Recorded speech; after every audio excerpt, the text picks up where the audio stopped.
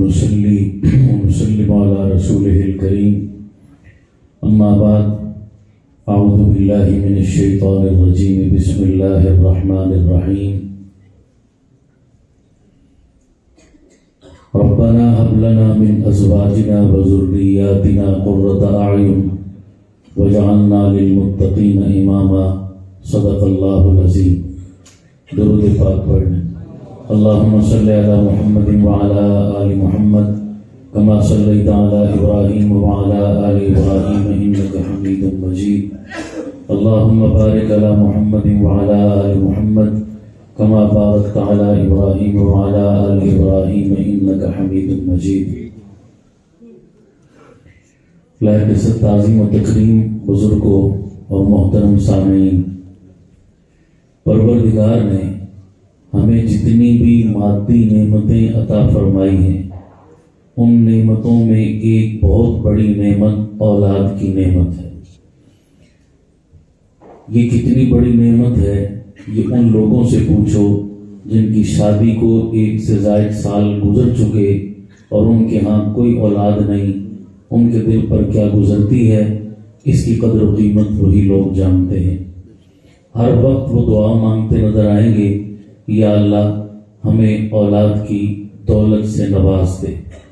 ہر وقت کی ان کی تمنا آرزو یہی ہوا کرتی ہے.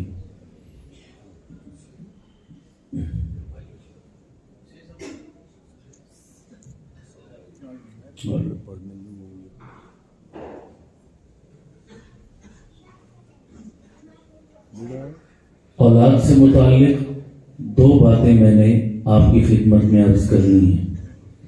پہلی بات کا تعلق ہمارے عقیدے سے ہے، دوسری بات کا تعلق ہمارے عمل سے ہے. وہ بات جس کا تعلق ہمارے عقیدے اور نظریے سے ہے وہ یہ ہے کہ ہم سب کا عقیدہ اور ایمان ہے کہ اولاد کون دیتا ہے؟ جس کا عقیدہ اونچا بولو. آپ کا جواب ادھورا ہے، پورا نہیں ہے. صرف اللہ. بولیے اولاد کون دیتا ہے؟ اگر آپ صرف کی قید نہیں لگائیں گے تو اور چھوٹے موٹے دروازے کھلے رہ جائیں گے جہاں سے کسی بندے کو شک پڑ سکتا ہے کہ اللہ کے ساتھ شاید کوئی اور بھی ایسی ہستی ہے جس کے پاس یہ اختیار موجود ہے، حالانکہ ایسا ہرگز نہیں ہے. ولی ہوں، غوث ہوں، قطب ہوں، ابدال ہوں، صحابی ہوں یا نبی ہوں، سب کے سب کس کے در سے اولاد مانگتے نظر آتے ہیں؟ صرف اللہ کے در سے اولاد مانگتے نظر آتے ہیں. یہی ہمارا بھی عقیدہ ہے، ہمارا بھی ایمان ہے. میں یہاں 1-2 باتیں بطور دلیل کے عرض کر کے آگے بڑھتا ہوں.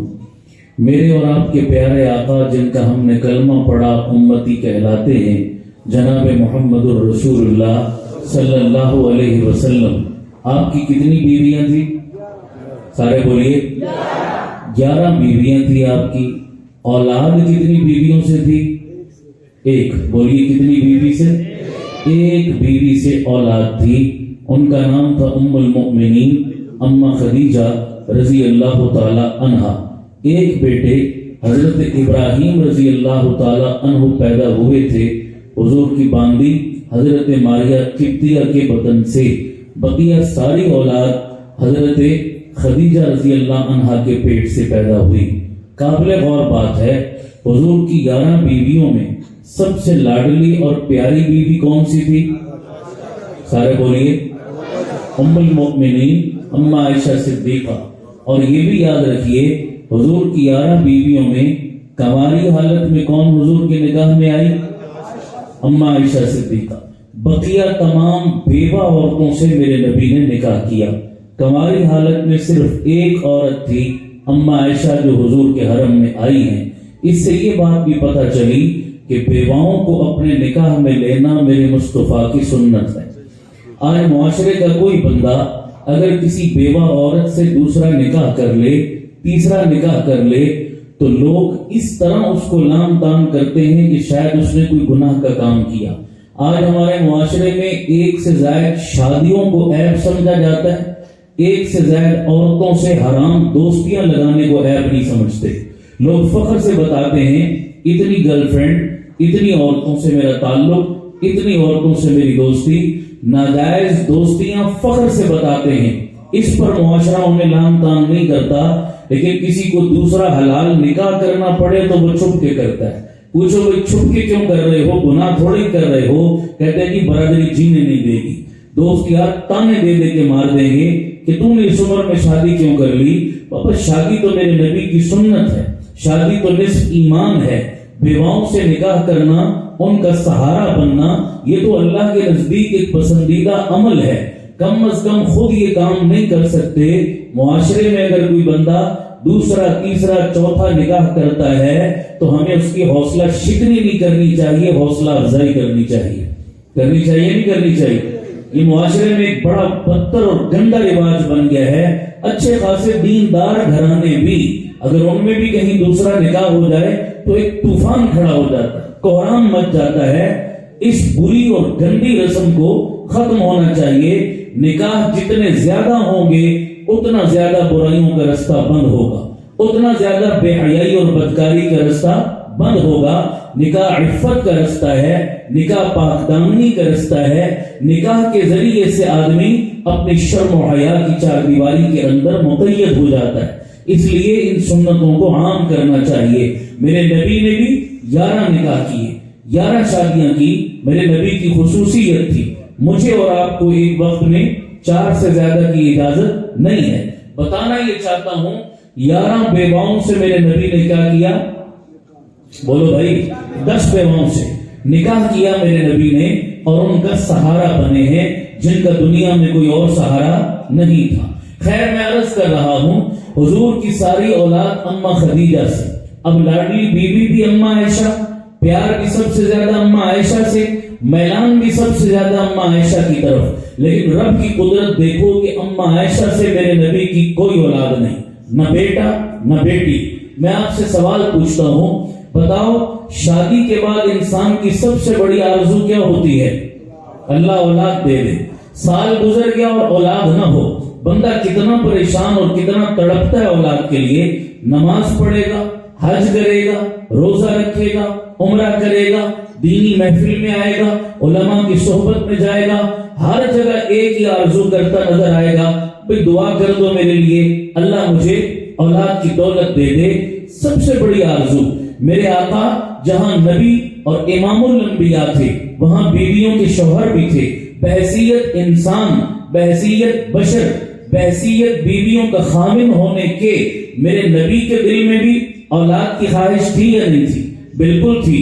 اور حضور کی ازواج مطہرات ہماری مائیں، ان کے دل میں بھی اولاد کی خواہش تھی۔ اچھا عجیب بات ہے، جب بندے کی اپنی اولاد نہ ہونا پھر دوسروں کے بچے دیکھ کر اور پیار آتا ہے، دوسروں کے اولاد دیکھ کر اور دل میں یہ تمنا اور تڑپ مچلتی ہے۔ حدیث پاک میں واقعہ موجود ہے، ایک مرتبہ میرے آقا تشریف فرما ہے، ام المؤمنین اماں عائشہ میرے آقا کی خدمت میں تشریف فرما ہے۔ پڑوسیوں کا ایک چھوٹا پیارا اور معصوم سا بچہ کھیلتا کھیلتا میرے مصطفیٰ کے گھر میں آیا۔ اماں عائشہ نے اس بچے کو دیکھا، اس بچے پہ بڑا پیار آیا، اٹھا کے گود میں بٹھایا اور اماں جی اس بچے کو پیار کرنے لگی۔ تو زبان حال سے، اشاروں کی زبان سے آقا کو ایک میسج اور ایک پیغام دینے لگی۔ بہت ساری باتیں بندہ زبان سے تو نہیں کہتا، لیکن اشارے کنائے میں اگلے کو سمجھاتا ہے، اور کہتے ہیں عقل مند کے لیے اشارہ کافی ہے۔ میرے نبی سے بڑھ کر کون عقل مند ہوگا؟ اماں جی نے ایک اشارے کی زبان میں بات سمجھائی۔ کیا بات؟ کہ بچہ گود میں لے کر اماں جی نے پیار کیا، گویا آقا کو میسج دیا، آقا کاش میرا بھی کوئی بچہ بچی ہوتا، کاش میرے صحن میں بھی کوئی پھول کھلتا، کاش میری گود بھی ہری ہوتی، میں بھی اپنے مامتا کے ارمان پورے کرتی، میں بھی اس پر شفقتیں محبتیں نچھاور کرتی۔ زبان حال سے آقا کو یہ میسج اور پیغام دیا۔ میرے آقا سمجھ گئے کہ اماں عائشہ کیا کہنا چاہتی ہیں، اب جواب سنو اور اپنا عقیدہ پختہ بناؤ۔ میرے اور آپ کے آقا نے فرمایا، عائشہ میں جانتا ہوں تو کیا کہنا چاہتی ہے، لیکن سن میری حمیرہ کہ میں اللہ سے تیرے لیے اولاد کی دعا تو مانگ سکتا ہوں، پر میں محمد تجھے اولاد نہیں دے سکتا۔ میں تیرے لیے رب سے اولاد کی دعا تو مانگ سکتا ہوں پر میں تجھے اولاد نہیں دے سکتا. بولو خزانے کس کے پاس ہیں؟ رب چاہے کسی عام بندے کو دے دے, نہ چاہے تو اپنے نبی کو بھی محروم کر دے, اسے کوئی پوچھنے والا نہیں ہے. ہاں جناب, اللہ قرآن مجید میں بھی واضح طور پر کہتا ہے یَهَبُ لِمَن يَشَاءُ إِنَاثًا وَيَهَبُ لِمَن يَشَاءُ الذُّكُورَ, جسے چاہتا ہوں بیٹا دیتا ہوں, جسے چاہتا ہوں بیٹی دیتا ہوں. او يَجْعَلُهُمْ ذُكْرَانًا وَإِنَاثًا, جسے چاہتا ہوں دونوں دیتا ہوں. يَجْعَلُ مَن يَشَاءُ عَقِيمًا, جسے چاہتا ہوں پانچ کر دیتا ہوں. مجھے کوئی پوچھنے والا نہیں ہے. یہ اس کا قرآن میں اعلان ہے. تو نبیوں نے بھی کس سے مانگی اولاد؟ صرف اللہ سے. بولیے کس سے؟ بیٹا بیٹی دینا کس کا کام؟ میرے رب کا کام ہے. یہ عقیدہ پختہ ہونا چاہیے. یہ بات میں نے کیوں کی؟ میں کچھ عرصہ قبل پنجاب کے ایک علاقے میں گیا, کسی پروگرام میں نے شرکت کی. جب میں فارغ ہوا وہاں سے, میرے میزبان اور وہاں کے کچھ دوست مجھے کہنے لگے یہاں ایک بزرگ اللہ والے رہتے ہیں, ان کی قبر موجود ہے, چلیے ان کے مزار پہ چلتے ہیں. بابا ہم قبروں کے بھی قائل ہیں, منکر اللہ والوں کی قبروں پر جانے کے بھی منکر نہیں, اور قبروں کے روحانی فیض کے بھی منکر نہیں. یہ ساری باتیں ہماری المحند میں لکھی ہیں. غلط فہمی کے شکار مت ہوا کرو یا مت کیا کرو کسی کو. ان سب چیزوں کو ہم مانتے ہیں, لیکن شریعت کے دائرے میں رہ کر, شریعت کی باؤنڈری میں رہ کر, اس سے باہر جا کر نہیں. خیر یہ میرا موضوع نہیں کہ میں اس طرف جاؤں. میں نے کہا کہ بالکل ضرور جائیں گے, ان کی قبر پر حاضری دیں گے. ہم چلے گئے, وہاں جا کر فاتحہ پڑھی, دعا مانگی. جب باہر نکلے تو میرے میزبان مجھے کہنے لگے مولانا آپ کو یہاں ہم اس لیے لائے کہ ہم آپ کو ایک چیز دکھانا چاہتے ہیں. میں نے کہا کیا چیز دکھانا چاہتے ہو؟ تو ان بزرگوں کے مزار کے احاطے میں صحن کے اندر ایک بیری کا درخت لگا تھا. کہنے لگے یہ درخت آپ نے دیکھا؟ میں نے کہا جی دیکھا. کہنے لگے اس درخت کے ساتھ بیر لگتے ہیں, اور اس علاقے کے لوگوں کا عقیدہ ہے کہ جس کے ہاں اولاد نہ ہوتی ہو وہ یہاں آتا ہے اور پیر صاحب سے آ کر اولاد مانگتا ہے. اولاد مانگ کر پھر اس بیری کے درخت کے نیچے جھولی بچھا کر بیٹھ جاتا ہے. اگر بیری سے دو بیر گر کر جھولی میں آ جائیں تو یہ علامت ہوتی ہے بیٹا ہونے کی. اگر ایک بیر گر جائے تو یہ علامت ہوتی ہے بیٹی ہونے کی. اگر کوئی نہ گرے تو علامت ہوتی ہے کچھ نہیں ملنے والا. اور یہ جتنے لوگ پیر صاحب کی قبر پہ آتے ہیں, پیر صاحب کا نام تھا بابا شاہ جمال. اب ان سے اولاد بھی مانگتے ہیں تو عربی الفاظ کے ساتھ نہیں مانگتے, پنجابی اور ٹھیٹ اپنی زبان میں مانگتے ہیں. یہ جو ہماری مقامی زبانیں ہوتی ہیں یہ ہمیں بتاتی ہیں کہ یہ ہمارا عمل بھی کیا ہے؟ مقامی ہے, حضور کی سنت نہیں ہے. اگر نبی کی سنت سے ثابت ہوتا تو الفاظ پنجابی کے نہ ہوتے, عربی کے ہوتے. نہیں سمجھ آئی آپ کو بات؟ اگر پیغمبر کی سنت کا حصہ ہوتا وہ عمل تو پیغمبر سے ثابت ہوتا تو الفاظ بھی پیغمبر سے ثابت ہوتے, عربی زبان کے ہوتے. لیکن تم جو ہے وہ نام تو دین کا لگاؤ, الفاظ اپنی زبان کے وہاں پر جامع پہناؤ تو پتہ چلے گا یہ عمل مقامی ہے, یہ پیغمبر سنت والا نہیں ہے. اب ان کے الفاظ کیا؟ بابا جی کا نام تھا بابا شاہ جمال, تو آ کر قبر پہ دعا مانگتے یا بابا شاہ جمال پتر دیوی رتا لال.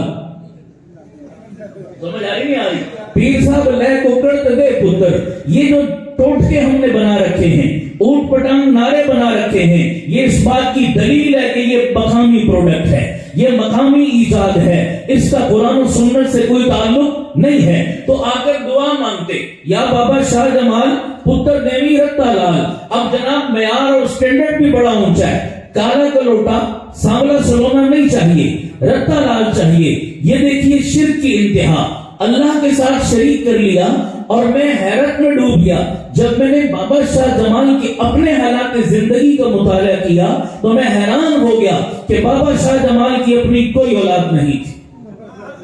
بابا جی خود اولاد سے محروم ہے اور پورا علاقہ آ کر بابا جی سے کیا مانگ رہا ہے؟ اولاد مانگ رہا ہے. ہاں جناب, اللہ جب کسی سے ناراض ہوتا ہے نا پیسے واپس نہیں لیتا. ہاں رب رسے تے مت خسے. نہیں سمجھ آئی؟ رب رسے تے مت خسے. اللہ عقل سلب کر لیتا ہے, سوچنے سمجھنے کی صلاحیت ختم کر دیتا ہے. ورنہ مسئلہ کو مشکل نہیں ہے, کوئی راکٹ سائنس نہیں ہے. تھوڑا سا بھی سوچو, جس کے اپنے پلے اولاد نہیں وہ مجھے تجھے کیا دے سکتا ہے؟ دینے والا کون ہے؟ صرف اللہ ہے. تو پہلا عقیدہ اپنا یہ بناؤ اولاد کے خزانے کس کے پاس.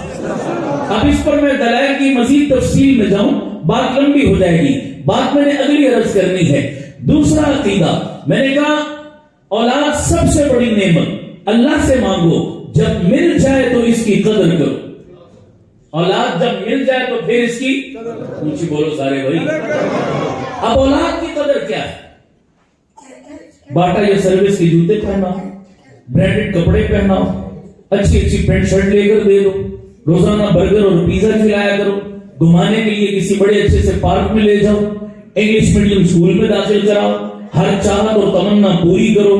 یہی صرف اولاد کی قدر ہے, یہی اس نعمت کی قدر ہے, اس سے آگے کچھ نہیں. قدر کرنے والی چیزیں کچھ اور ہیں. اللہ نے اولاد کی نعمت دی, اس کو رب کا دین سکھاؤ, اس کو رب کا قرآن سکھاؤ, اس کو وحی کا علم سکھاؤ, اس کو اللہ کا تعارف کراؤ, اس کو عاشق رسول بناؤ, اس کے دل میں دین کی محبت پیدا کرو, اسے نیکی اور بدی کا فرق بتاؤ, اسے صحیح اور غلط کی تمیز بتاؤ, اسے دنیا میں آنے کا مقصد بتاؤ. یہ اولاد کی کیا ہے؟ بولو بھائی. اچھا آپ ایک بات اور سنیے ذرا غور سے. آج کل ہمارے معاشرے کے ہر دوسرے تیسرے بندے کا ایک مسئلہ ہے. وہ کیا؟ ہماری دینی لائن ہے, لوگ اکثر ہمارے پاس آتے ہیں اپنا یہی مسئلہ لے کر. بڑی توجہ سے سننا. مولانا بڑے پریشان ہیں اولاد کی وجہ سے, اولاد باغی ہے, اولاد کہنا نہیں مانتی, اولاد نافرمان ہے, اولاد بدچلن ہو گئی, اولاد غلط سوسائٹی کے ہتھے چڑھ گئی, انہی بچے نے ذلیل کر دیا, بڑھاپے میں رسوا کر دیا, میری پگ پیروں میں رول دی, مجھے برادری کے سامنے منہ دکھانے کے قابل نہیں چھوڑا. بہت گندی اولاد نکل آئی ہے جی, بڑی دعاؤں سے مانگا تھا, کیا پتا تھا اتنی گندی اولاد نکل آئے گی, پتا ہوتا تو کبھی بھی نہ مانگتے. اس اولاد سے ہم ویسے ہی بہتر تھے. اکثر لوگ آ کر یہ پریشانی اور پھر ساتھ کیا کہتے ہیں, کہتے ہیں مولوی صاحب کوئی تعویذ, کوئی دم درود, کوئی پھونک مارو, ہمارے بچے کیا ہو جائیں, نیک بن جائیں, اچھے بن جائیں. بابا پھونکوں سے تو کام, اور بولو نا, پھونکوں سے سب کے بچے نیک بنتے تو کسی کا بچہ برا, سارے پھونکوں سے سیدھے ہو جاتے. جناب آؤ میں پھونک بتاتا ہوں. یہ پھونک ذرا مشکل ہے نا, اس پھونک کی طرف ہم نہیں آتے, ہم شارٹ کٹ کے چکر میں ہوتے ہیں. سمجھ آ رہی نہیں آ رہی کہ کہیں سے بس کوئی منتر کرے اور ہمارے بچے راتوں رات جنید بغدادی بن جائیں, ولی اللہ بن جائیں. بابا تخریب میں منٹ لگتے ہیں, تعمیر میں زندگیاں لگا کرتی ہیں. زندگیاں لگتی ہیں کب کسی کی زندگی کا قبلہ درست ہوتا ہے. آسان نہیں ہے تربیت کرنا. دنیا کا سب سے مشکل کام کسی بندے کو بندے کا پتر بنانا ہے, انسان بنانا ہے. یہ سب سے مشکل کام ہے. پھونکوں سے نہیں کام چلا کرتے. آؤ میں بتاؤں بچے کی تعمیر کیسے ہوتی ہے. یہی سوال جو اکثر ہمارے پاس لوگ لے کر آتے ہیں کہ یہ اولاد کی وجہ سے پریشان ہے, کو حل بتاؤ. یہی مسئلہ سیم آج سے کئی صدی پہلے امیر المؤمنین خلیفہ ثانی سیدنا فاروق اعظم سب کہہ دو رضی اللہ تعالی عنہ, ان کی مجلس میں ایک بوڑھا باپ اپنے جوان بیٹے کو پکڑ کے لایا اور یہی شکایت حضرت عمر سے کی جو شکایت آج کے باپ کو ہے. توجہ سے سنو, بہت اکثر صاحب اولاد لوگ بیٹھے. اس نے کہا امیر المومنین میرا جوان بیٹا ہے, آوارہ ہے, بدچلن ہے, نافرمان ہے, گستاخ ہے, بے دین ہے. بڑا سمجھایا, میری نہیں سنتا. آپ کے پاس پکڑ کے لایا ہوں, آپ اسے کچھ سمجھا دیں, شاید اسے سمجھ آ جائے. مجھے تو اس نے بڑھاپے میں ذلیل کر دیا. حضرت عمر نے نوجوان کو بلایا, بلا کر فرمایا اس بڑھاپے میں اپنے باپ کی دعائیں لینے کے بجائے اپنے باپ کو ستا رہے ہو, تنگ کر رہے ہو, کیوں کر رہے ہو ایسا تم؟ نوجوان بڑا سمجھدار تھا.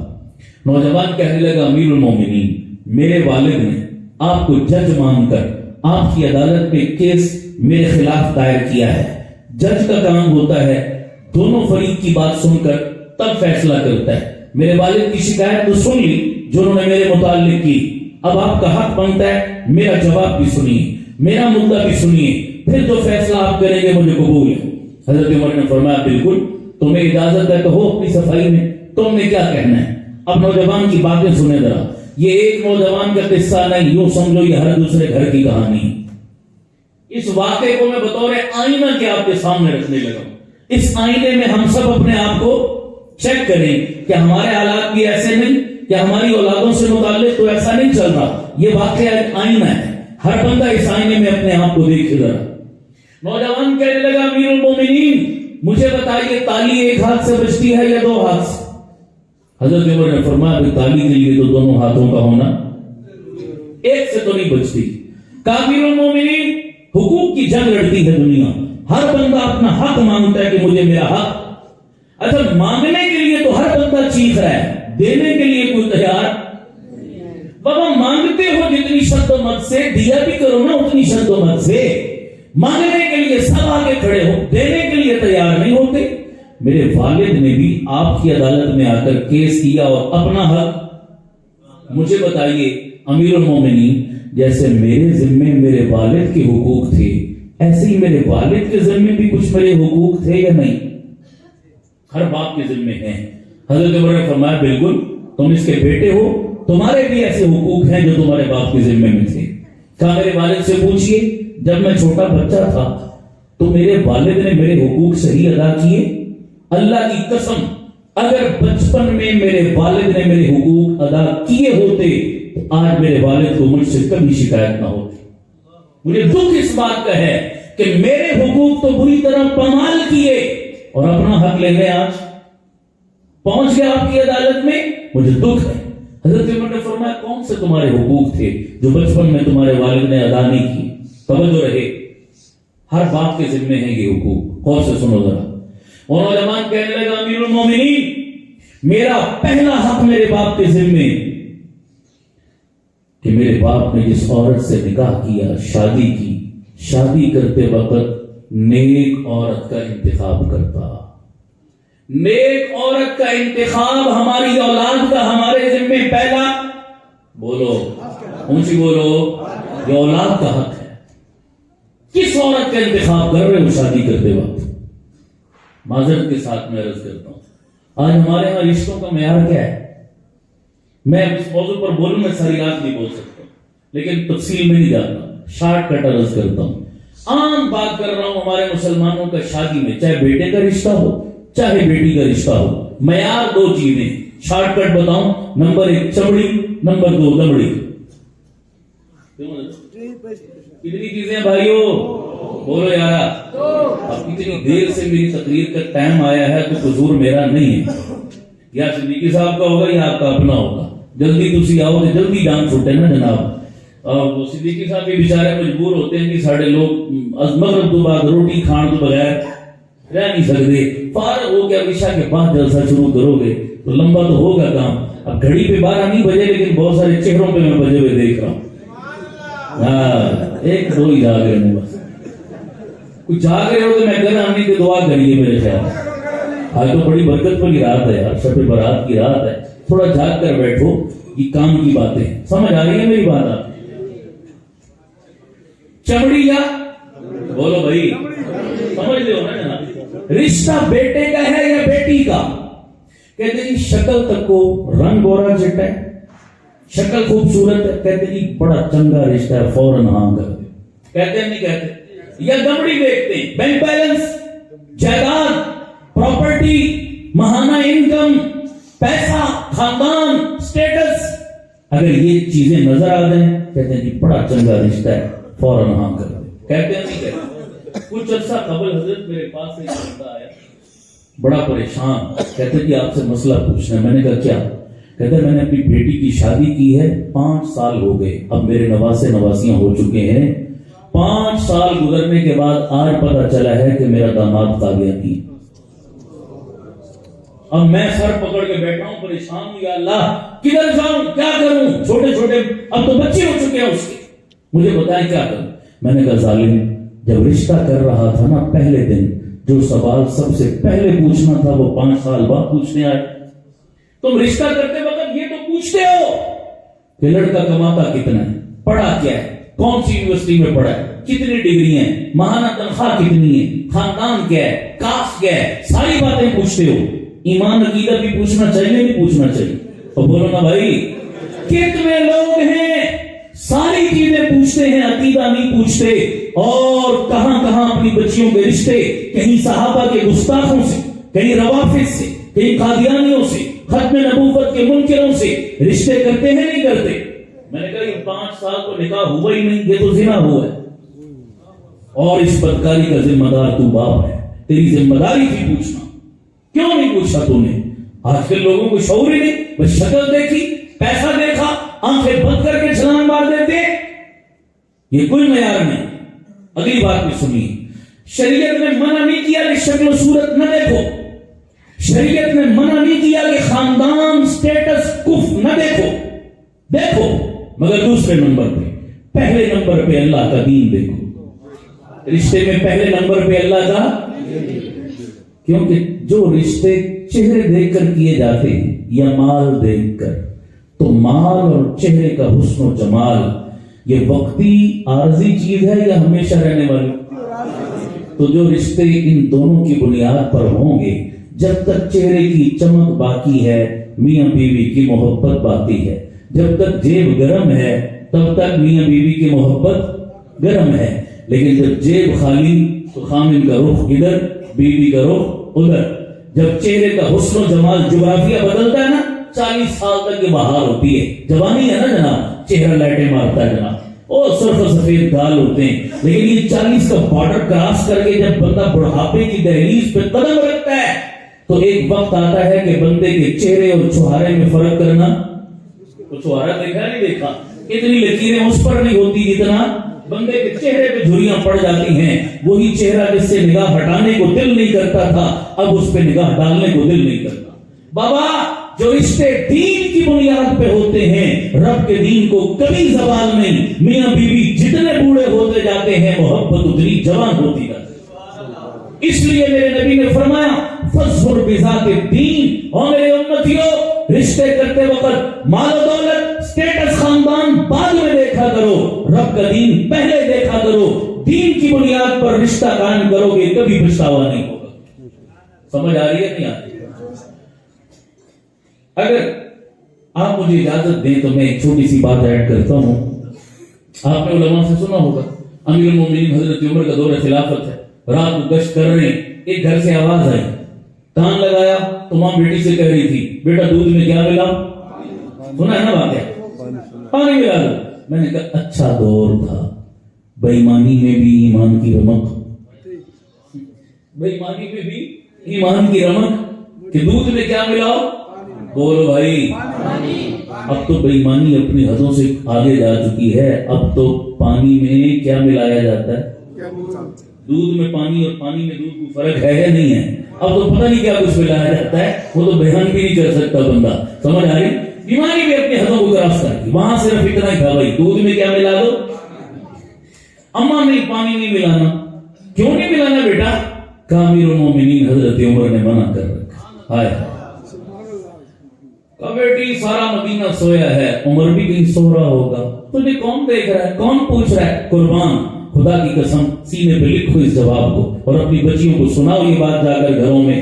کتنی خوبصورت تربیت تھی اس بچی کی۔ کیا کہا؟ اماں عمر سو رہا ہے، عمر کا خدا تو جاگ رہا ہے نا۔ الحی القیوم لا تأخذہ سنۃ ولا نوم، وہ تو دیکھ رہا ہے، کیوں ملاؤں پانی؟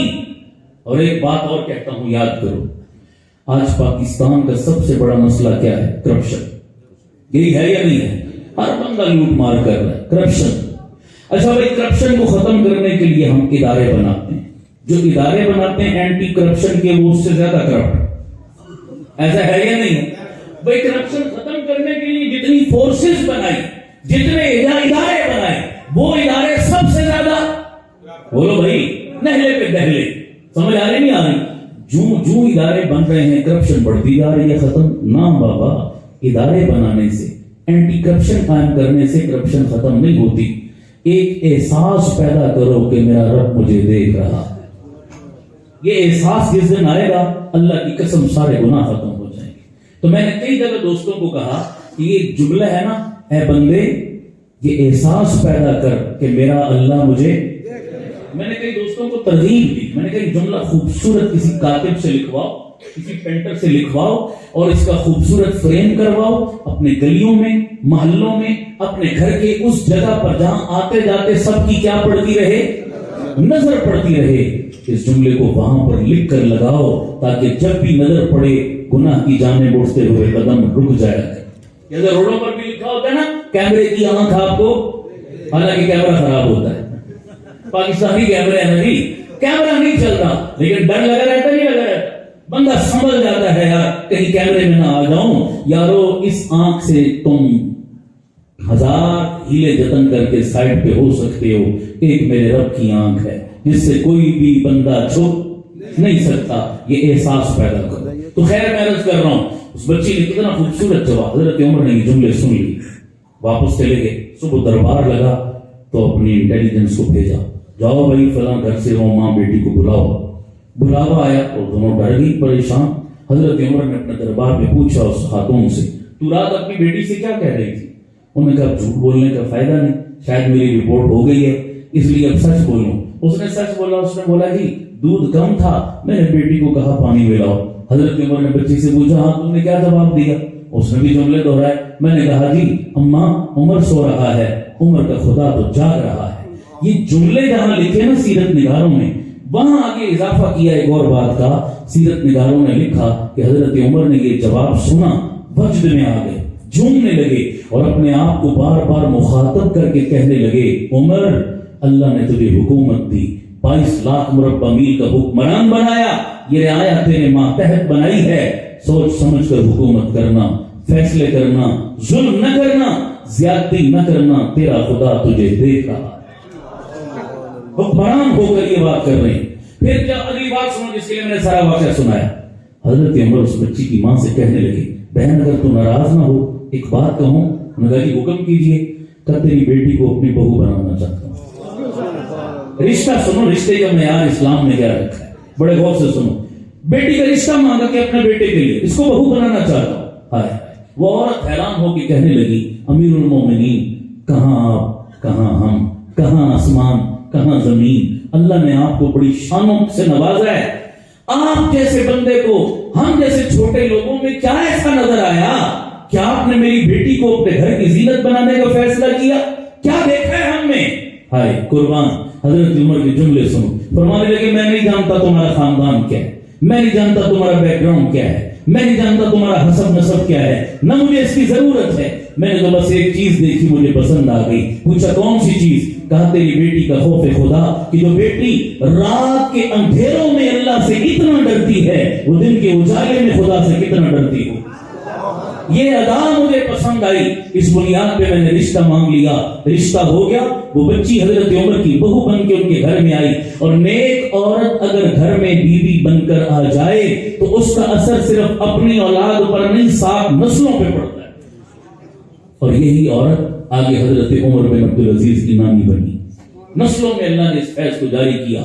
نوجوان کہنے لگا امیر المومنین میرے ابا جی نے جس عورت سے شادی کی ہے نا رشتے میں تو میری ماں لگتی ہے، نہ خدا کا پتہ، نہ رسول کا پتہ، نہ دین کا پتہ، نہ کسی اور چیز کا پتہ. انتہائی بے دین اور جاہل عورت. میرا پہلا مدرسہ، میری تربیت گاہ کون سی جگہ تھی؟ اسی ماں کی گود تھی. میں ایک بے دین ماں کی گود میں پروان چڑھا ہوں. میں بے دین اور برا بن گیا تو قصور میرا ہے یا میرے باپ کا؟ اولاد کو لام تام کرنا آسان ہوتا ہے نا. آج سارا ملکام گرا او جی آج کل کی نئی نسل بڑی خراب ہے، او جی نئی نسل بہت بگڑی ہوئی ہے، او جی توبہ کرو آج کی نئی نسل یہ کر دیا وہ کر دیا.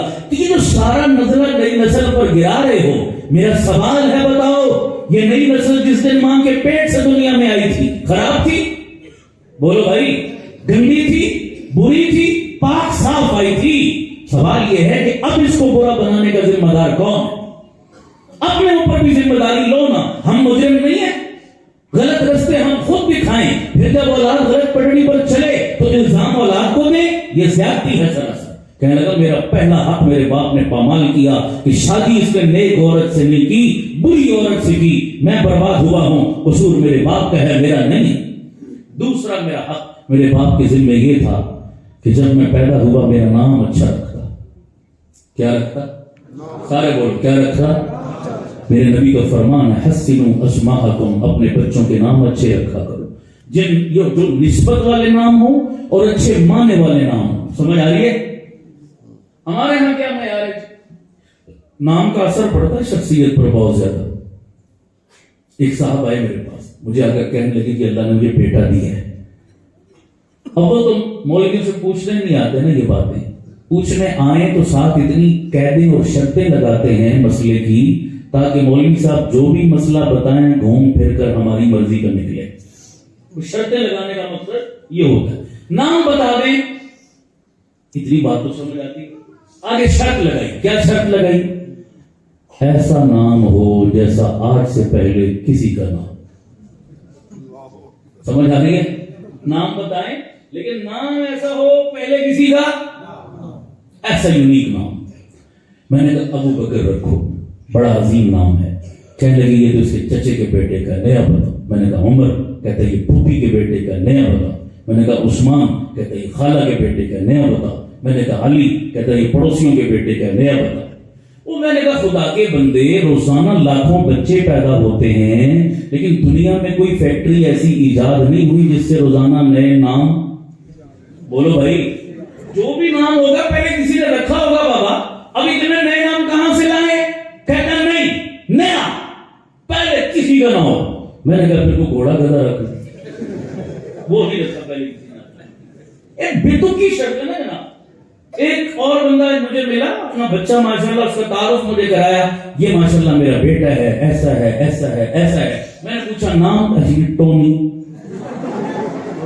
یقین کرو, میں نے کہا نام کیا کہتا ہے؟ ٹونی. انا للہ و انا الیہ راجعون. او بابا, انگریزوں نے جو نام اپنے کتوں کے رکھے, ہم نے نئے کے چکر میں اٹھا کے اپنے بچوں کے رکھ لیے. ہمیں اس سے کوئی سروکار نہیں ہے, بھائی اس کا کوئی معنی ہے, مطلب ہے نہیں ہے. فلمی ایکٹروں کے نام پر, فلمی رقاصاؤں کے نام پر, اور جو ہے وہ بے حیا اور بے شرم لوگوں کے ناموں پر اپنے بچوں کے نام رکھتے ہو نہیں رکھتے؟ صحابہ کے نام پر بھی تو رکھو, صحابیات کے نام پر رکھو, اللہ کے ولیوں. نہیں پتا. ایک بندہ ایک دفعہ میرے پاس آ کے مجھے کہنے لگی میرا بچہ 6-7 سال کا ہو گیا, اس کا یہ نام ہے, مولانا صاحب اس کا معنی بتاؤ. کیا بتاؤ؟ کب پوچھنے آ رہا ہے؟ 6-7 سال کے بعد. کہتے جی اس کا معنی بتاؤ. میں نے کہا نام کس نے رکھا تھا؟ کہتے اس کی دادی نے. میں نے کہا معنی بھی دادی سے پوچھ جا کے. نام دادی سے رکھوا لیا, معنی میرے سے پوچھنے آئے, یہ کیا تماشا ہے؟ میں یہ نہیں فتویٰ لگا رہا کہ نانی دادی نام نہیں رکھ سکتی. رکھے اگر اس کی اہل ہے. نہیں سمجھ رہے؟ اگر اس کی اتنا علم ہے, اتنا نالج ہے, اتنا اس کو عبور ہے تو رکھے نانا دادا نام. نہیں پتا تو پھر کس سے پوچھو آ کر؟ علماء سے پوچھو آ کر. نام ان سے رکھواتے ہو, مانا ہم سے پوچھنے, یہ کہاں کا طریقہ ہے؟ خیر اللہ ہمیں سمجھ عطا فرمائے. میں نے کہا تم کہتے ہو نا اے جا نام دسو جڑا پہلے کبھی بھی کسے نہ رکھیا ہوئے. میں کہا پھر وہ کم اور کرتوت بھی اے دے کر سی جڑے پہلے کبھی کسے بھی نہیں. سمجھ آئی آپ کو؟ نئے نام ہے نا ملالہ. تو مطلب کیا نام ہے جی؟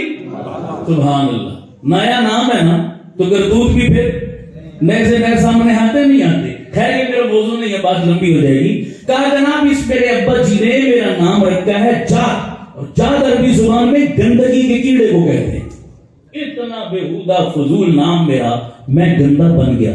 نام کا اثر پڑا, میں گندا بن گیا. قصور میرا ہے یا میرے ابا جی کا؟ تیسرا میرا حق میرے باپ کے ذمہ یہ تھا کہ جب میں کچھ چلنے پھرنے بولنے سمجھنے کے قابل ہوا تو میرا باپ میری انگلی پکڑ کے مجھے محلے کی مسجد اور مدرسے کا رخ دکھا. یہ ہر بچے کا باپ پر بولو خدا کی قسم. ہمارے بچوں کے ابھی پیمپر نہیں اترتے نا تو ہم انگلش میڈیم اسکولوں میں پہنچا دیتے ہیں. سمجھ آ رہی؟ پیمپر بھی وہاں ہی تبدیل ہوتے ہیں سارا دن ہمارے بچوں کے. لیکن ہماری کوشش ہے انگریزی ادارے میں پہلے جائے, یس سر اور نو سر کا سبق پہلے پڑھے, ٹوئنکل ٹوئنکل لٹل سٹار پہلے سیکھے, یس اور نو کا سبق پہلے پڑھے. لیکن نہیں, میرے نبی نے فرمایا جب بچہ بولنے کے قابل ہو, جو ماں باپ اس کو سب سے پہلے اللہ کا نام سکھائیں اور زبان سے اللہ کا بول نکلے تو اس بچے کے ماں باپ کی زندگی کے سارے گناہوں کو اللہ معاف کر دیتا. اگر سب سے پہلے کس کا نام بلوائیں؟ رب کا نام بلوائیں. ہماری زبان, ہمارے بچوں کی زبانوں پر کس کے ترانے ہیں آج؟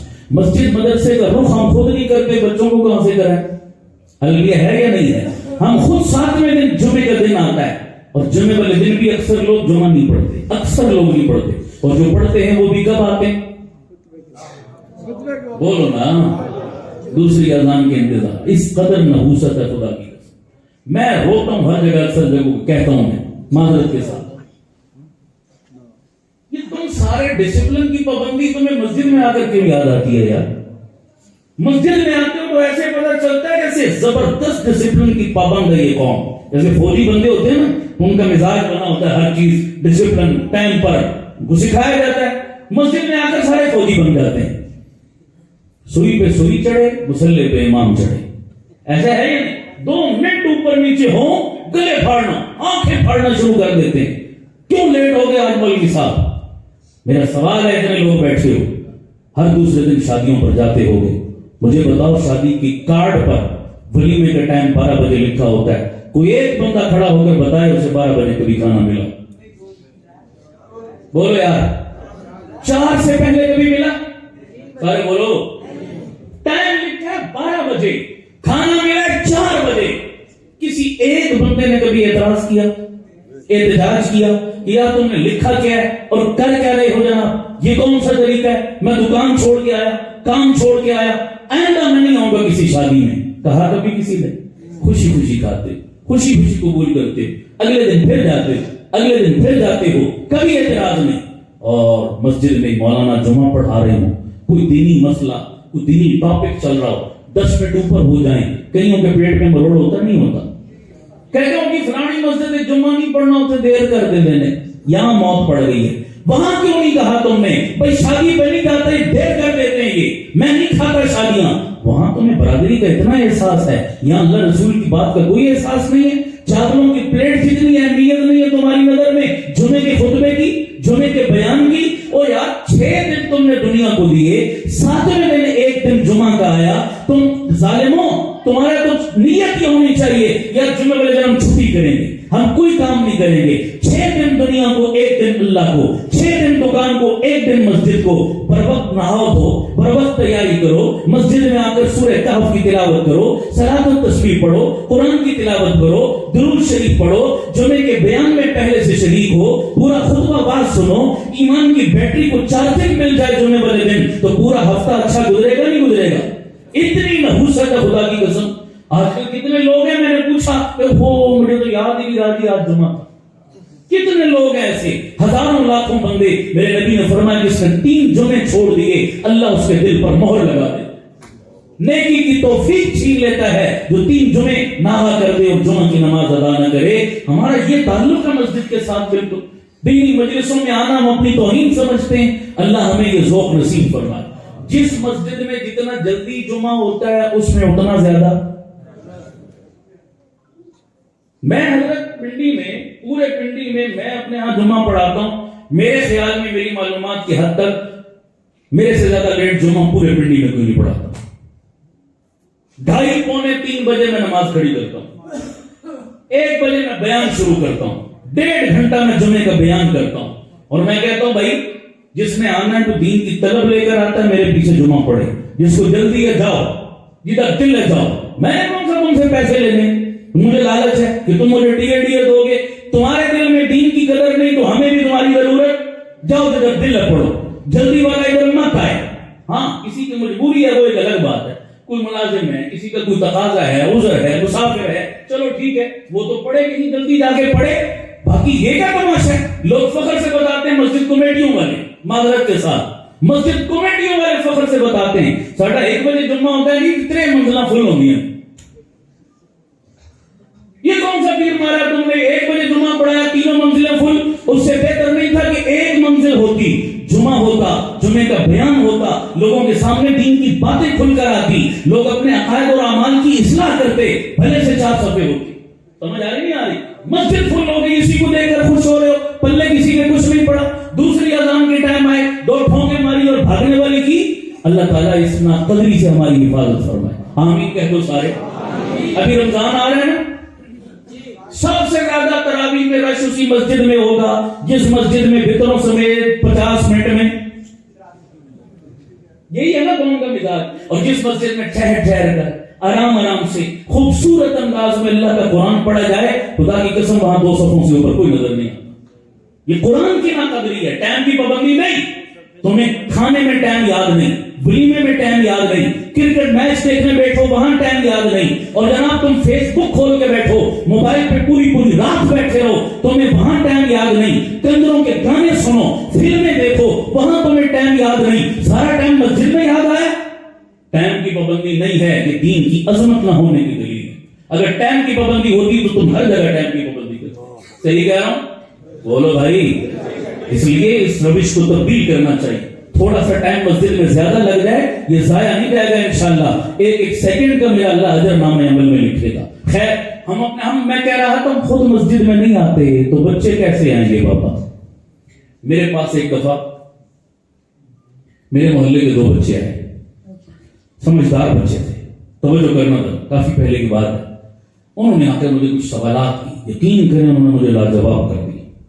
میں پریشان ہو گیا کہ میں ان کو کیا جواب دوں. کیا پوچھا؟ بڑی عجیب بات. مجھے کہہ لگے مولانا صاحب ہم نے آپ سے چند باتیں پوچھنی ہیں لیکن آپ وعدہ کریں آپ ہمارے ابو کو نہیں بتائیں گے یہ باتیں. میں نے کہا کوئی ایسی کون سی سیکرٹ بات؟ کہتا بس جو بھی ہے وعدہ کریں آپ نہیں بتائیں گے. میں نے کہا چلو ٹھیک ہے نہیں بتاؤں گا. بولو کیا سوال؟ اب بچوں کے سوال دیں, بچے بڑے سمجھدار ہیں. وہ بچے مجھے کہنے لگے, دونوں بھائی 16-17 سال عمر ہوگی, مجھے کہنے لگے مولانا صاحب یہ ہمارے بڑے جو کچھ ہمیں کہتے ہیں خود اس پر عمل کیوں نہیں کرتے. یہ ہمارے بڑے جو کچھ ہمیں کہتے ہیں صبح و شام خود اس پر عمل کیوں نہیں کرتے. میں نے کہا جی کیا ایسی بات ہوگی جس پر وہ عمل نہیں کرتے اور آپ کو شکایت ہے؟ کہتا مولانا مجھے بتائیے جھوٹ بولنا کیسا ہے. میں نے کہا گناہ کبیرہ ہے, سخت گناہ ہے, اللہ رسول کی ناراضگی ہے, جھوٹ نہیں بولنا چاہیے. کہتے ہمارے ابو ہمیں صبح شام لیکچر دیتے ہیں جھوٹ نہ بولو. توجہ بھائی, ہمارے ابو ہمیں صبح شام کہتے ہیں جھوٹ نہ بولو. تو میں نے کہا کون سی بری بات ہے, اچھی بات ہے نا, وہ کہتے ہیں ٹھیک کہتے ہیں. کہتے لیکن خود عمل بولو. میں نے کہا وہ کیسے؟ کہتے ہیں جس دن دفتر جانے کا موڈ نہیں ہوتا نا تو فون اٹھا کے کہتے ہیں جی 104 بخار ہے, مر گیا نہیں بس کھمب لگی ہے جلدی جناب, برا حال ہے, حالانکہ کچھ بھی نہیں ہوتا. اچھا بہت ساری باتیں ہم گھر میں کرتے ہیں لیکن ان کو اپنے کاغذوں میں ہم غلط. کبھی کھانے کا ٹائم ہو نا دن کو 12-1 بجے اور ابو کا کوئی قریبی دوست آ جائے اور گھر کی بیل بجائے اور ابو اندر بالکل فارغ پڑے, لیکن ان کو بتایا جا کر کہ آپ کو فلانا دوست آیا آپ سے ملنے کے لیے. ابو کہتے ہیں یار وہ روٹی کے ٹائم آ گیا, 2-4 ہزار روپیہ ہوں بہت خرچہ کرنا پڑے گا تو مسئلہ ہوگا یار, مشکل ہو گئی اب 2-4 ہزار روپیہ خرچہ کرنے کی. تو ابو جی اندر بیٹھ کے کہتے ہیں جاؤ اس کو بولو ابو گھر. اس کو ہم جھوٹ نہیں سمجھتے, حالانکہ جھوٹ ہے. بچہ بھی معصوم ہے, بچہ باہر گیٹ پہ آ کر کہتا ہے جی ابو کہہ رہے ہیں میں گھر نہیں ہوں پھر آنا. معصوم ہے نا, اس کو ابو کی 2 نمبریوں کا پتہ تو نہیں. ایسا ہوتا نہیں ہوتا ہمارے گھروں میں. اچھا ان چیزوں کو ہم نے جھوٹ کے کھانے سے نکالا ہوا کہ شاید یہ جھوٹ. کہتے ہیں وہ بچے کہہ رہے ہیں ہمارے ابو اس طرح کرتے ہیں اور ہم ذرا جھوٹ بولے ہماری شرمت آ جاتی ہے, یہ کیا ہے؟ میں خاموش. کہنے لگا یہ بڑوں کی بات ماننی چاہیے نہیں ماننی چاہیے, بڑوں کا ادب کرنا چاہیے نہیں کرنا. میں نے کہا کرنا چاہیے. کہتا ہے میری امی چھوٹی ہیں میری دادی بڑی ہیں. ساتھ ہے امی, دادی بڑی ہیں اور امی, میری امی نے آج تک میری دادی کی نہیں مانی. ساس بہو کا تو آپ کو پتہ ہی ہے جو انڈیا پاکستان چلتا ہے. میری دادی بوڑھی ہے, بڑی عمر کی ہے. جب بھی انہوں نے کوئی بات کی میری امی نے آگے سے ٹک جواب دیے. میں نے اپنے کانوں سے سنا ہے کہ میری امی میری دادی کو کہہ رہی تھی یہ بوڑھی مرتی کیوں نہیں ہے, جان کیوں نہیں چھوڑتی. کہتے یہ کیا ہے؟ خود ہمیں کہہ رہے ہیں کہ بڑوں کی بات مانو, جواب نہ دو تو یہ کیوں نہیں عمل کرتے, اس پر کیوں ایسا کرتے ہیں؟ کہتے صفائی کرنا کیسا ہے؟ میں نے کہا بڑی اچھی بات ہے, صاف ستھرا رہنا چاہیے. کہتا ہمارے ابو نسوار ڈالتے ہیں اور ہر چارپائی ہر صوفے کے نیچے سے ہم ان کی باقیات نکالتے ہیں ماشاءاللہ. خیر ایسی بہت ساری انہوں نے لسٹ گنوائی مجھے. کہنے کہ ہمیں جواب دو کہ ایسا کیوں ہے, یہ بڑے خود کیوں نہیں کرتے ان باتوں پر عمل, ہمیں کیوں لیکچر دیتے ہیں صبح شام. اب یقین بچے ہیں نا, اب میرے پاس کوئی ہے جواز کہ میں ان کو کوئی دلیل پیش کروں؟ کیا جواز؟ میں اب سوچ رہا ہوں یا اللہ ان بچوں کو میں کیسے مطمئن کروں. وہ اللہ خوش رکھے, دوسرا بچہ بڑا سمجھدار تھا, وہ خود ہی بول پڑا. وہ کہنے لگا کہ ہمارے ملک کی 22 کروڑ آبادی ہے اور اس 22 کروڑ کی آبادی میں کم از کم 8-10 کروڑ بچے ہیں. جس دن اس قوم کے 12 کروڑ بڑے ٹھیک ہو گئے اس دن اس قوم کے 10 کروڑ بچے خود بخود ٹھیک ہو جائیں گے. یہ حقیقت بتا رہا ہوں. ہم نے خود اپنا قبلہ درست نہیں کیا. کتنے لوگ ہیں مسجد میں نماز پڑھنے آتے ہیں تو کبھی اپنے بچوں کو ساتھ لے کر آئے, جمعہ پڑھنے آتے ہیں تو کبھی بچے کی انگلی بھی پکڑی ہو کہ بیٹا جلدی کرو, غسل کرو, تیاری کرو, آج جانا ہے جمعہ پڑھنے کے لیے, دیر نہیں کرنی, چلو. میں نے کراچی میں یہ ماحول دیکھا, یہاں تو نہیں. تلاش کرتے ہیں خدا کی قسم لوگ کہ کہیں اچھا قرآن تراویح میں پڑھتے ہیں نا, موٹر سائیکلوں گاڑیوں پہ بیٹھ کر 15-20 کلومیٹر دور جاتے ہیں تراویح پڑھنے کے لیے. اتنا شوق, یار فلاں جگہ قرآن اچھا پڑھا جاتا ہے, مزہ آتا ہے قرآن سننے کا, چلو وہاں تراویح پڑھیں. 3 دن میں قرآن ختم, 7 دن میں قرآن ختم, ایک جگہ 10 تراویح ہو رہی ہوتی ہے جناب. اتنا ذوق. اور ہمارے ہاں ہمیں موت پڑ جاتی ہے کہ ایک دن 15 منٹ اوپر لگاتے ہیں امام صاحب تراویح میں, خدا کا بار اگلے دن تراویح پڑھنا چھوڑ دیتے, ہم نماز پڑھنا چھوڑ دیتے. اتنی قرآن پاک سے جو ہے وہ بے رغبتی اور اتنی اس کی جو ہے وہ بے توقیری. اللہ تعالیٰ ہماری حفاظت فرمائے. آمین کہہ دو سارے. یارو ماں باپ جو کریں گے اولاد وہی کچھ کرے گی. اگر اپنے بچوں میں اچھائی دیکھنا چاہتے ہو نا, خود اچھے بنو, خود مسجد کا پلہ تھامو, اولاد خود بخود مسجد میں آئے گی. اپنے بچوں کو, میرے پاس ایک محلے کے نمازی آئے, مجھے آ کر کہنے لگی میں اپنے بچوں کو بڑی نماز کی تاکید کرتا ہوں, سمجھاتا ہوں, ڈانٹتا ہوں, سب کچھ کرتا ہوں, لیکن نماز بولو مجھے کوئی نسخہ بتائیں کہ نمازی بن جائیں میرے بچے. اچھا ہمارے ہاں کیا ہے, اول تو شعور ہی نہیں ہے, کرتے ہی نہیں, اور اگر کریں تو ہمارے ہاں تربیت کس چیز کا نام ہے, مار دھاڑ کا نام. ہم نے کیا رکھا ہوا ہے, بولو بھائی, وہ استاد یا وہ والد جو مار دھاڑ کے ذریعے تربیت کرنا چاہتا ہے, میں اسے ناکام باپ کہتا ہوں, ناکام استاد کہتا ہوں. بڑی جہالت ہے. مار پیٹ کس نے کہا آپ کو, کون سی شریعت میں اجازت ہے اس کی؟ کیا مار پیٹ کا نام تربیت رکھ رہے ہیں؟ میرے نبی سے پڑھ کر تم سمجھدار ہو. مسجدوں میں دیکھو لوگوں نے ماشاء اللہ لگایا ہوا ہے. کئی مسجدوں میں معذرت کے ساتھ کمیٹیوں والے پورے ڈکٹیٹر بن کے بیٹھے. ڈکٹیٹرشپ صرف سیاست میں نہیں ہے, مسجدوں میں بھی ہے. سمجھ آ رہی نہیں آ رہی؟ یہ نہیں کرنا, وہ نہیں کرنا, اتنی پابندیاں جس کے ہر, اور خاص کر سب سے زیادہ پابندیاں بچوں پر. چھوٹا بچہ تو مسجد میں آ رہا ہے نا, ایک بابا جی اس کونے میں بیٹھ کے گولی ڈالتا ہے, دوسرا اس کونے میں بیٹھ کے اس کو کودتا ہے. ذرا بچہ چون چران کرے, 4 باتیں بولیں گے, اوے خبردار بیٹھو چپ کر کے, دباؤ نہیں ہوگا بات, یہ نہ کرو, وہ نہ کرو. کرتے نہیں کرتے. یہ کس نے آپ کو کہا ہے, کس نے آپ کو اجازت دی اس چیز کی؟ یہ جہالت ہے, یہ کوئی انداز نہیں ہے تربیت کا. نبی سے زیادہ سمجھدار ہو, آؤ بتاؤ نبی کا انداز ہے تربیت. علماء سے سنا آپ نے, میرے پاک پیغمبر سجدے میں گئے, میرے پیغمبر کے جگر کے ٹکڑے حسن و حسین کندھوں پر چڑھ گئے. سوال ہوئے نہیں ہوئے؟ میرے نبی کے کندھوں پہ, میرے نبی سے بڑھیا کسی کی نماز ہے؟ اعلیٰ نماز ہے کسی کی؟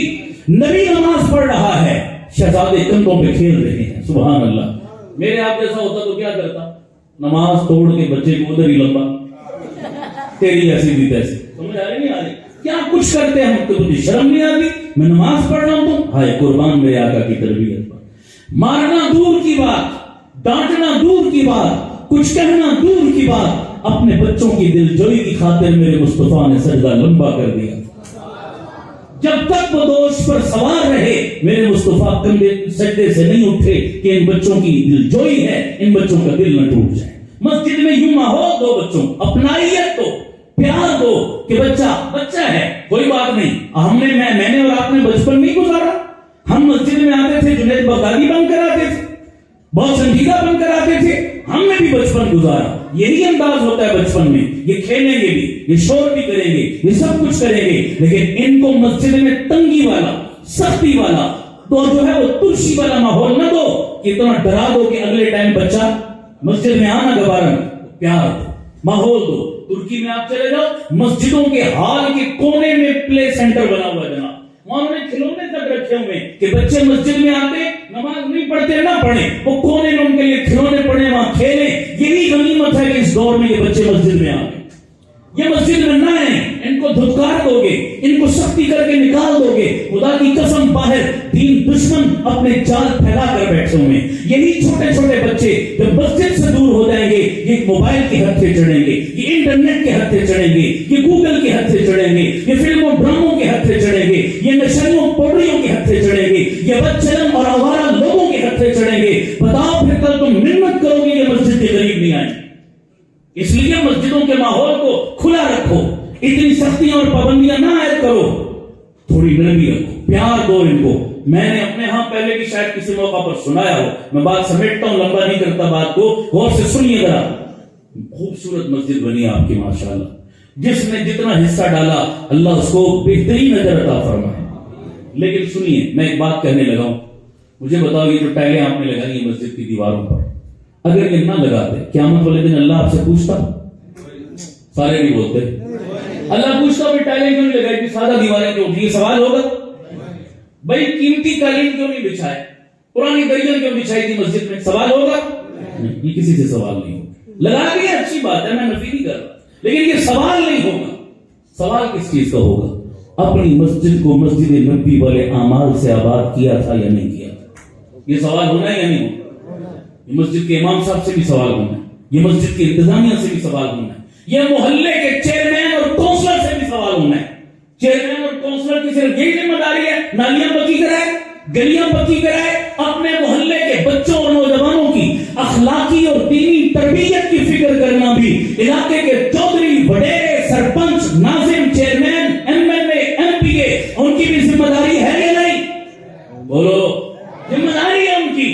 قوم بگڑ رہی، قوم کا اخلاق تباہ ہو رہا، قوم کے بچے بے حیا بن رہے اور وہ اپنی سیاست کھیل رہے ہیں، ان کو کوئی پتہ نہیں کہ کدھر جا رہے ہیں۔ ٹک ٹاک نے قوم کو تباہ کر کے رکھ دیا، اور وہ صرف اپنی سیاست کے نعرے لگا کے نہیں سکتے، صرف گالیاں گلیاں نہیں، لوگوں کی ایمان اور عقیدے پکے کرنے کی بھی فکر کرو۔ لیکن یہ وہی M L A, M P A کرے گا جس کا اپنا عقیدہ، جس کو خود کوئی نماز روزے کا احساس، جو خود ہی پٹڑی سے اترا ہوا ہے، جو خود کبھی جمعہ پڑھنے بھی مسجد میں نہیں آیا، اس کو قوم کی جوانوں کی کیا فکر ہے کہ قوم کی جوان برباد ہو گئے؟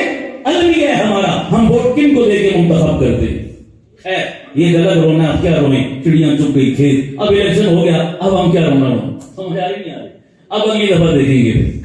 میں یہ عرض کر رہا ہوں میرے پیارو، مسجد کی اصل آبادی، میرے نبی کی جو مسجد تھی نا، مسجد نبوی، 9 سال میرے نبی نے 3 نمازیں گپ اندھیرے میں پڑھی ہیں، ایک لائٹ نہیں تھی، ایک لائٹ نہیں، مغرب، عشاء اور فجر، تینوں نمازیں میرے مصطفیٰ مسجد نبوی میں اندھیرے میں صحابہ پڑھاتے تھے۔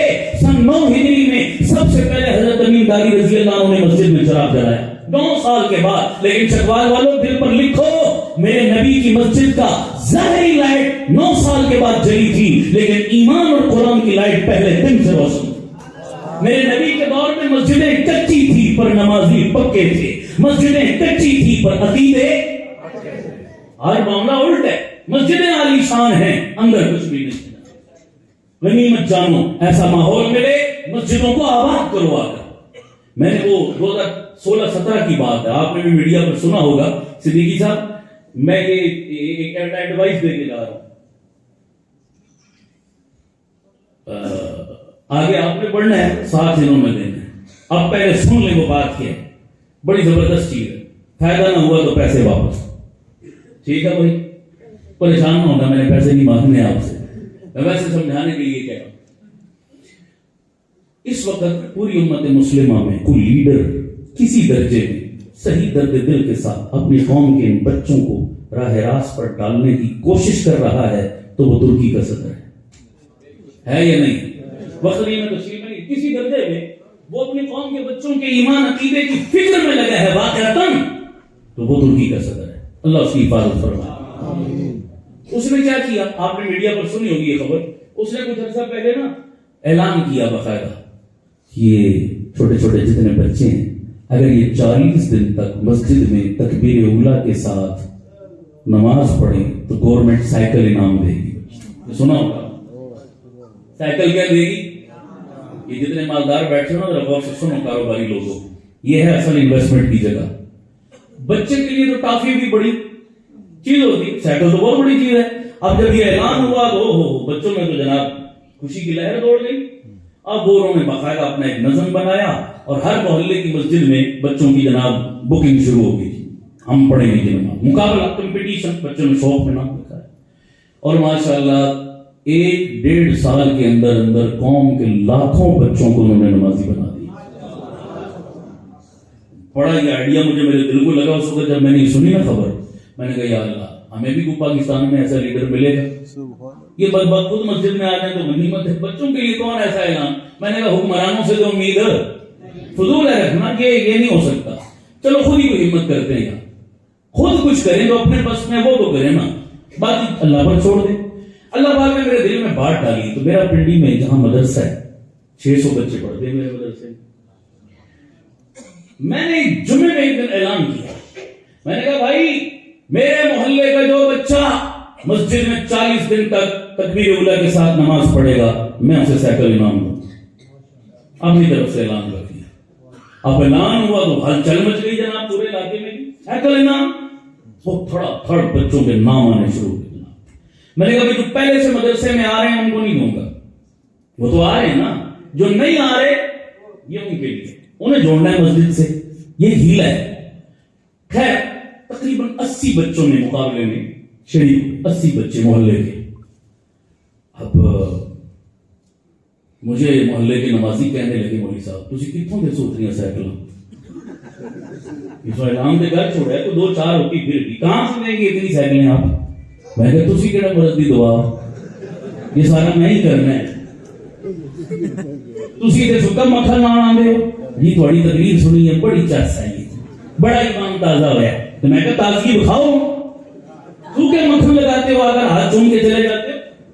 کاروبار تم کرو, بزنس تم کرو, سارا دن نوٹ تم کماؤ, سائیکلیں میں دوں. صحیح ہے یا غلط ہے یار؟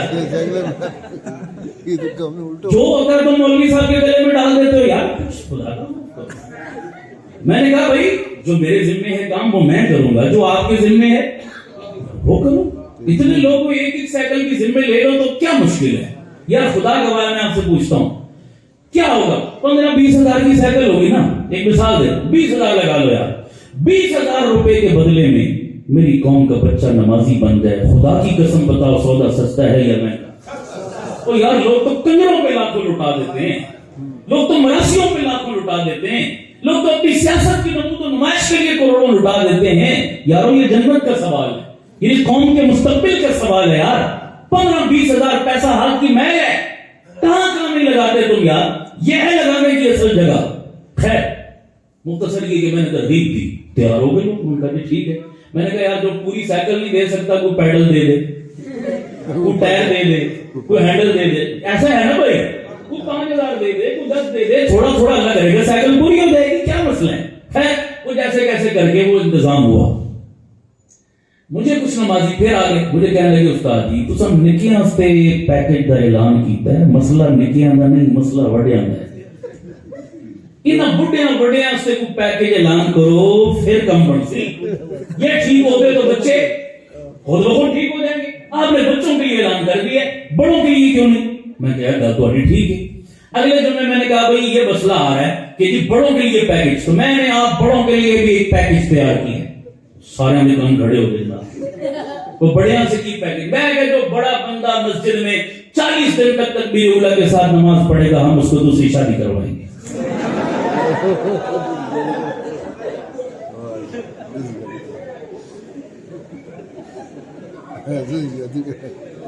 تھوڑے لوگ بھی بڑے ہنسے, لیکن تھوڑی دیر جس لیے ہوسٹ کرانے آئی نا, آخر لگے استاد جی یہ نہیں وارا کھانا, کوئی اگلی کو بھی کٹاؤ وہ پیکج دسو جڑا سی افورڈ کر سکیں گے, یہ نہیں وارا کھانا. میں کہ یار یہ تو میں نے ویسے مذاق کیا تھا, ایک جنون پیکج ہے آپ بڑوں کے لیے. کہنے لگے کیا؟ میں نے کہا وہ ندامت اور شرمندگی کا پیکج. کس کا پیکج؟ ندامت اور شرمندگی. کہنے لگے کیا مطلب؟ میں نے کہا یہ مطلب کہ صبح فجر کی اذان سن کر نا جب وہ 10-12 سال کا معصوم بچہ چارپائی سے اٹھے گا, وضو کر کے مسجد کی طرف چلے گا, ہٹا کٹا باپ چارپائی پہ لیٹا ہوگا نا تو اسے شرم ضرور آئے گی. کیا خیال ہے یار؟ ضمیر اگر زندہ ہے نا تو ایک دفعہ ملامت ضرور کرے گا کہ معصوم بچہ بستر اور نیند چھوڑ کر اگر مسجد میں نماز کے لیے جا سکتا ہے تو میں ہٹا کٹا کیوں پڑا ہوں, مجھے نماز پڑھنے کی توفیق کیوں نہیں ملتی؟ اور یہی ہوا. پہلا ہفتہ تو صرف بچے آئے, آپ یقین کریں میں مسجد میں بیٹھا ہوں, پہلے دن جب بچے آئے نا فجر کی نماز میں حضرت مقابلہ جس دن شروع ہوا, اللہ گواہ ہے خوشی سے میری آنکھوں سے آنسو نہیں رکتے تھے. میں رو پڑا خوشی سے. میں نے کہا مولا یہ منظر دیکھنے کو آنکھیں ترستی تھی کہ کبھی فجر کی نماز میں بھی مسجد بھری ہوگی. ترس گئی ہیں یہ آنکھیں کہ 150 سے اوپر کوئی بندہ نظر نہیں آتا. نعرے لگانے کے لیے تو بہت ہوتے ہیں, مسجد میں کوئی نظر نہیں آتا. ترستی تھی کہ زندگی میں یہ منظر کبھی دیکھیں گے. مجھے یقین نہیں آیا اپنی آنکھوں پر کہ پہلی صف سے لے کر پیچھے تک پوری مسجد نمازیوں سے بھری. اللہ اکبر. تو پہلے تو کوئی بچے اکیلے آئے نا, ہفتے بعد پھر اس ندامت والے پیکج نے اثر دکھانا. پھر کسی کا دادا, کسی کا نانا, کسی کا ابا, وہ جو کبھی چہرے نظر نہیں آئے وہ بھی مسجد میں. بولو یار. مجھے بات دوست کہنے لگے ولی صاحب یہ نماز جو پڑھنے آ رہے ہیں یہ تو سائیکل کے لیے پڑھنے آ رہے ہیں, فائدہ نماز تو کس کے لیے؟ سائیکل لینی ہے پھر نکل جانا انہوں نے. یہ تو سائیکل کی لالچ میں آ رہے ہیں, ایسی نماز کا کیا فائدہ؟ اللہ کے لیے پڑھیں پھر ہے نا بات. میں نے کہا سنو ایک جملہ دل پر لکھو, آپ کو بھی کہتے ہیں لکھو دل پر. نماز اتنی طاقتور عبادت ہے, اسے غیر اللہ کے لیے بھی پڑھو یہ ایک دن اللہ کا بنا کے چھوڑ دیے. آپ کو یقین آئے میں دلیل دیتا ہوں. حضرت عمر کا دور ہے, نوجوانوں سنو, حضرت عمر کا دور ہے. ایک نوجوان ایک لڑکی کو دل دے بیٹھا, عاشق اور فریفتہ ہو گیا. لیکن وہ زمانہ حیا والا تھا, نکاح سے پہلے دوستی کا کوئی تصور, بولو یار, وہ حیا والا دور, کوئی تصور نہیں تھا اسلامی معاشرے میں. اس نوجوان نے ڈائریکٹ نکاح کا پیغام بھیجا کہ میں شادی کرنا چاہتا ہوں, نکاح کرنا چاہتا ہوں. لڑکیاں بھی کیسی تربیت تھی سبحان اللہ. آج کل کی کوئی ہوتی تو کہتی جناب فلانا پلاٹ میرے نام کرو نا, اتنا زیور میرے نام کرو نا, اتنے پیسے میرے اکاؤنٹ میں ڈالو نا, پھر میں کروں گی شادی. کیا تربیت خدا کی قسم. وہ بچی نے پتہ کیا جواب دیا؟ انہوں نے کہا 40 دن حضرت عمر کے پیچھے مسجد نبوی میں تکبیر اولیٰ کے ساتھ نماز پڑھ میں نکاح کر لوں. شرط بھی کیا خوبصورت لگائی سبحان اللہ. لڑکا محبت میں گرفتار تھا. انہوں نے کہا لے بھی کو گلے میں تیرے استے آسمان کو چند تارے توڑ کے کہنا ہوا. یہ 40 دن نماز پڑھنا کیا مسئلہ ہے, لے آج سے شروع ہے. اس نے جناب اسی دن شروع کر دی نماز. 40 دن تکبیر اولیٰ کے ساتھ نماز پڑھی. اس عورت کو پتہ چل گیا کہ شرط پوری ہوگی. اب وہ انتظار میں کہ اب آئے گا نکاح کے لیے, کیونکہ شرط تو پوری کر دی اس نے. 1 دن 2 دن 5 دن گزر گئے اور وہ سچے لوگ تھے. اس عورت نے خود پیغام بھیجا. اس نے کہا بابا میں تیار ہوں, میں نے جو کمٹمنٹ کی تھی تو میں پوری کر دی ہے, لہذا آ جا, میں تیار ہوں نکاح کر کے لے جا, میں تیری بیوی بننے کے لیے تیار ہوں. سبحان اللہ. نوجوانوں سنو کیا خوبصورت جواب تھا اس نوجوان کا. انہوں نے کہا بیوی رہنے دے, اب میری لائن کہیں اور جڑ چکی ہے. میں عشق لیلا سے عشق مولا کی منزل پا چکا ہوں. میں عشق مجازی سے عشق حقیقی کی سفر کو طے کر چکا ہوں. اب مجھے دنیا کی لیلاؤں کی کوئی ضرورت نہیں ہے. بتاؤ چکوال والو, وہ 40 دن نوجوان نے جو نماز شروع کی تھی ایک عورت کے لیے, اور نماز نے 40 دن کے بعد اس کو اللہ سے جوڑ کے رکھ دیا. اور فرید الدین گنجے شکر کیوں بنا شکر, اس کے نام کا حصہ. اس زمانے میں چاکلیٹیں ہیں, اس زمانے میں میٹھا کیا ہوتا تھا, بولو نا. چاکلیٹ ٹافی کی جگہ شکر ہی ہوتی تھی نا. اماں ٹافی دے, چاکلیٹ دے, تو اماں بھی شکر آج کل کی مائیں بھی دیتی ہیں لیکن ساتھ تربیت بھی کرتی. فرید الدین کی ماں تربیت یافتہ تھی نا, تو کیا بولا, بیٹے اللہ سے مانگو, مجھ سے کیوں مانگتے ہو؟ اماں اللہ سے کیسے مانگو. ماں نے وضو بھی کرایا, 2 نفل بھی پڑھائے, اور شکر کی پڑیا کہاں رکھ دی, نماز کے نیچے رکھ دی. بچے نے سلام پھیرا, امی شکر کدھر ہے؟ کہا بیٹا مانگنا اللہ سے مل جائے گی. بچے اس کو اللہ سے منگوایا, کہا بیٹا تلاش کر اللہ نے بھیجی ہوگی. مسلے کے نیچے سے شکر کی پڑیا نکلی. بچہ خوش ہو گیا اور بچے کا یقین بیٹھ گیا کہ میری حاجتوں کو پورا کرنے والا میرا اللہ ہے. یہ ایمان آج کیوں نہیں بنتا؟ اس لیے کہ ماں کی تربیت نہیں اپنی. ماں خود بھی ان سے پٹڑی سے اتری ہے. کیسے بچے کو اللہ سے جوڑے, کیسے اس کا تعلق مضبوط کرے. یارو یہ ماحول قدر کرو اس کی. یہ مجھے خوشی ہوئی آج یہ چھوٹے چھوٹے بچوں کی زبانوں سے وہ باتیں سنی جو بڑوں کو بھی نہیں پتا, جو اچھوں کو نہیں آتی. ان معصوم زبانوں پر ابھی سے اگر یہ سبق جاری ہو گیا, بتاؤ بڑے ہو کر کہاں تک جائیں گے یہ بچے. کتنا خوبصورت مستقبل ہوگا اس محلے کا. میں گجرانوالہ کے قریب ایک علاقے میں گیا, پورے گاؤں کا نام حافظ والا. میں نے کبھی حافظ والا کیا نام ہوا؟ کہتے ہیں جی اس گاؤں کے ہر گھر میں کوئی نہ کوئی بچہ حافظ قرآن ہے. پورے گاؤں میں ایک گھر ایسا نہیں جس میں کوئی حافظ نہیں, اس لیے گاؤں کا نام ہی حافظ والا ڈال دیا ہم نے. یار اگر وہ حافظ والا بن سکتا ہے تو یہ کیوں نہیں بن سکتا؟ کیا ہم مسلمان میں کیا قرآن ہمارا نہیں؟ کیا مدارس ہمارے نہیں؟ یہ بچے آپ کا مستقبل ہیں، یہ آپ کی آخرت ہیں، یہ آپ کی قبر ہیں۔ نیت کرو انشاءاللہ ان بچوں کو اس نورانی ماحول میں بھیجو گے انشاءاللہ۔ کون کون نیت کرتا ہے؟ بلند ہاتھ کھڑا کرو، سب کہو انشاءاللہ۔ بھیجو گے اپنے بچوں کو، اس مبارک ماحول کا حصہ بناؤ گے، مولانا ممتاز صدیقی صاحب کے دست و بازو بنو گے انشاءاللہ، اور اس دعوت کو اپنے دیگر گلی محلوں میں بھی عام کرو گے انشاءاللہ۔ یار زندہ ملاقات باقی، وآخر دعوانا ان الحمدللہ رب العالمین۔